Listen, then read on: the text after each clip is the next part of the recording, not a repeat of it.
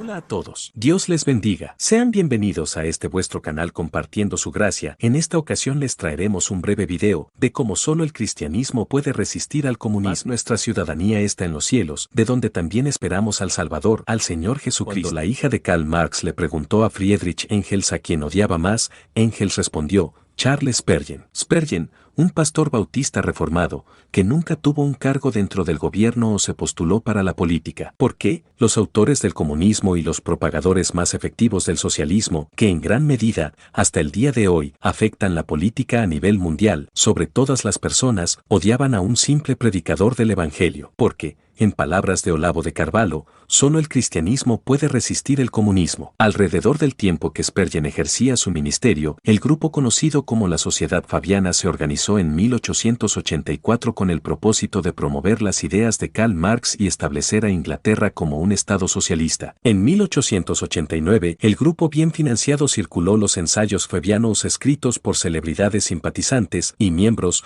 como George Bernard Shaw, Sidney Webb, Beatrice Webb, la teosofista Annie Besant, de vez en cuando H.G. Wells. Los ensayos ganaron gran popularidad tanto dentro de Inglaterra como en el resto de Europa. Los eclesiásticos liberales, que se autollamaban broad, es decir, amplios, bautizaron las ideas fabianas y lo llamaron Evangelio Social o Socialismo Cristiano. Los objetivos del grupo socialista se basaron en el sistema ateo de Marx con unas cuantas modificaciones cruciales para hacerlas más apetecibles a una sociedad altamente cristiana. Aparte del ideal socialista estándar de la abolición de la propiedad privada y el monopolio gubernamental sobre la educación, el crédito y las empresas, algunos de sus objetivos fueron: 1. Control gubernamental sobre todos los seguros, atención universal de salud. 2. Eliminación de la importancia de la familia. 3. Eliminación de la importancia de la religión. 4. Uso justificado de la fuerza si es necesario para alcanzar objetivos socialistas. 5. Un sistema universal de pensiones, jubilación universal. El apasionado Spurgeon olfateó el sigiloso esquema y predicó contra él desde su púlpito. Continuó con esto,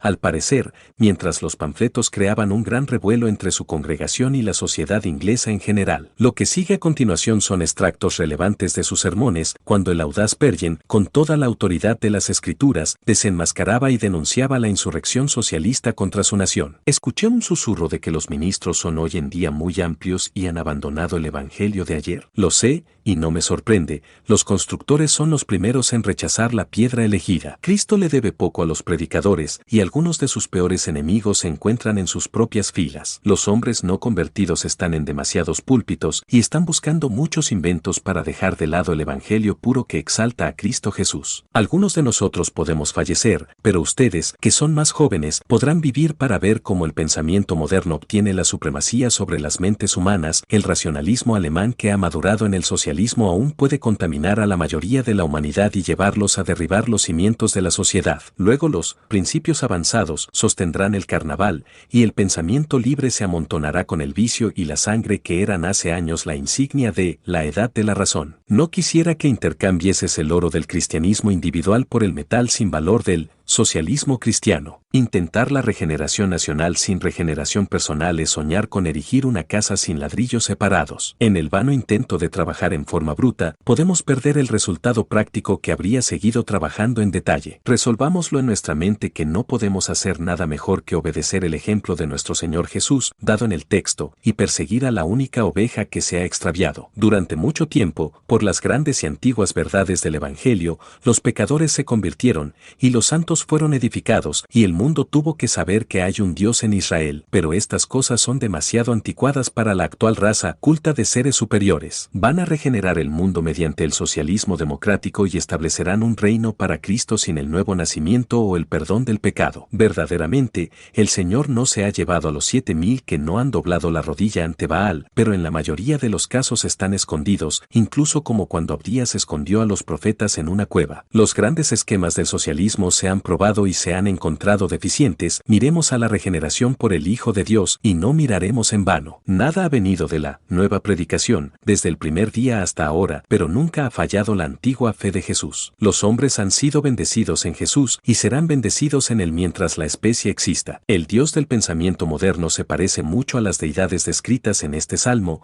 115:8. El panteísmo es maravillosamente similar al politeísmo y, sin embargo, difiere muy poco del ateísmo. El el Dios fabricado por nuestros grandes pensadores es una mera abstracción, no tiene propósitos eternos, no se interpone en nombre de su pueblo, le importa muy poco cuánto peca el hombre, porque ha dado a los iniciados una esperanza más grande, por la cual se restaurarán los más incorregibles, el Estado socialista, porque como ahora su Dios está formado según sus deseos, ellos se harán a sí mismos como su Dios, y cuando los principios de la justicia, la ley y el orden se hayan agotado, podemos ser testigos de algún tipo de socialismo, similar al que se está extendiendo tan tristemente en Alemania, una repetición de los males que en épocas pasadas ocurrieron en las naciones que han rechazado al Dios vivo y han establecido dioses propios. Y puedo continuar, pero lo dejaré allí. Como podéis ver, Spurgeon no se encogió detrás de un falso pietismo para evitar una contrarreacción política contra su persona o iglesia. Los sermones de Spurgeon en la década de 1850 a 1880 atrajeron a miles de personas, muchas de ellas personas de clase trabajadora. ¿Por qué Engels lo odiaba tanto? Porque Spurgeon estaba desviando a la clase trabajadora urbana de Inglaterra del socialismo revolucionario ateo al Evangelio de Cristo. Los cristianos de hoy simplemente deben seguir el ejemplo de Spurgeon al denunciar el falso paraíso del socialismo. Esto significa abordar los problemas sociales y políticos,